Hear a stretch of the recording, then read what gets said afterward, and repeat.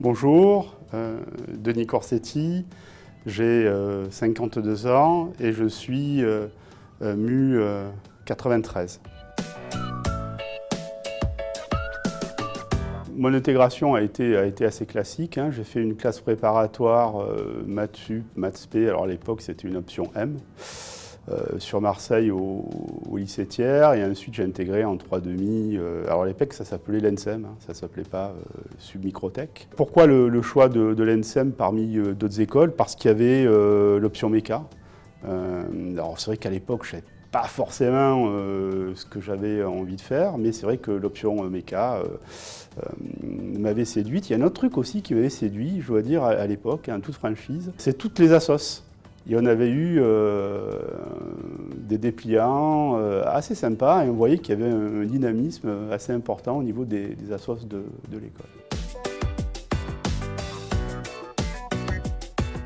Je souhaitais à l'époque faire de la méca et en fait pas du tout, puisque en dernière année j'ai fait l'option micro, électronique et capteur, qui a été effectivement quelque chose d'extrêmement intéressant avec, je me rappelle, un stage de fin d'études sur des lignes de la SNCF assez proche de l'école.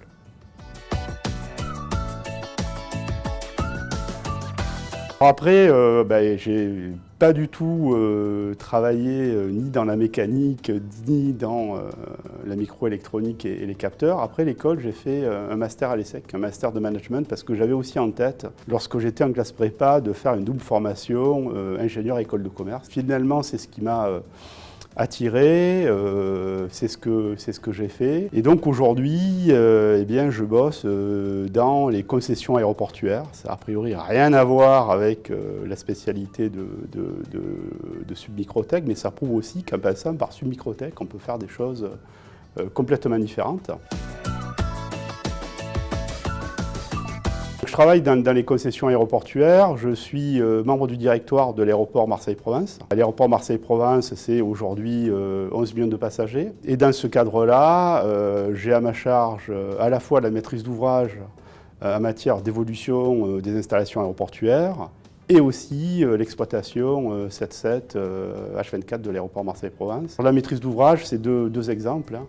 C'est tout d'abord en 2006 la création d'un nouveau terminal, le terminal 2, qui a été le premier terminal en Europe dédié aux compagnies low cost et dans laquelle Ryanair a créé sa première base en France. Et c'est là, encore plus récemment, un nouveau terminal sur l'aéroport Marseille-Provence, un projet donc de 200 millions d'euros, designé par l'architecte britannique Norman Foster, que l'on va ouvrir à la fin du mois de juin, donc juste avant les Jeux Olympiques, puisque Marseille va accueillir des épreuves dans le cadre des Jeux Olympiques.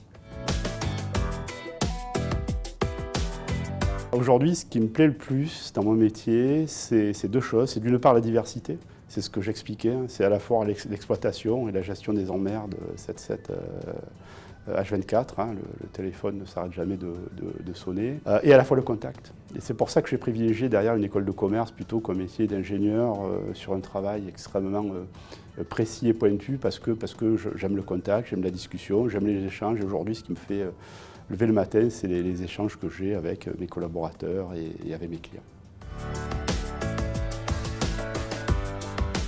Mon meilleur souvenir, c'est la journée d'intégration. C'est vrai qu'on arrive, moi je viens du Sud, je viens de Marseille, je ne connaissais pas trop, peut-être un peu timide. Et là vraiment, les élèves avaient fait une journée d'intégration qui pour moi était absolument mémorable. On avait fait un jeu de piste dans la campagne à proximité. On avait dormi dans une grotte. Je me rappelle, on avait eu froid malgré les sacs de couchage. Donc on avait passé la nuit dans cette grotte et surtout dans une prairie. On avait fait les élèves étaient assis. On avait fait le sigle NSEM. Et il y avait un élève qui faisait du delta. Je me rappelle à l'époque, et donc qui s'était envolé avec son delta et qui nous avait pris en photo, faisant donc une magnifique photo avec les élèves assis là, sur leur prairie avec le cycle NSEM. Et c'est vrai que cette journée d'intégration, c'est vraiment un magnifique souvenir. L'école m'a apporté une méthodologie pour résoudre des problèmes. Et c'est vrai qu'aujourd'hui, quelle que soit la nature des problèmes, hein, qu'ils soient techniques, de management ou commerciaux, alors c'est vrai que sur la partie management commerciaux, c'est plutôt l'école de commerce qui m'a aidé, mais sur tous les problèmes techniques, hein, eh bien l'école m'a apporté une méthodologie. pour analyser le problème, pour pouvoir le digérer et pour pouvoir surtout, effectivement, dans des temps relativement courts, trouver des solutions qui soient adaptées. Donc c'est plutôt, moi ce que je tirais de mon passage à l'école, c'est plutôt un cheminement intellectuel que vraiment des solutions techniques extrêmement précises.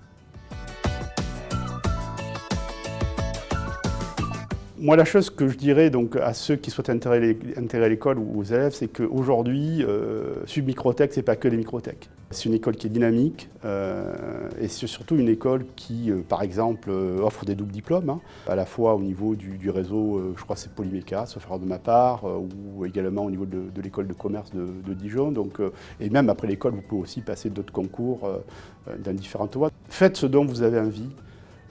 Ouvrez votre esprit et aujourd'hui vraiment rentrer à Submicrotech, c'est vous ouvrir un monde de possibilités, mais vraiment faites ce dont vous avez envie et faites en sorte que vos rêves deviennent réalité.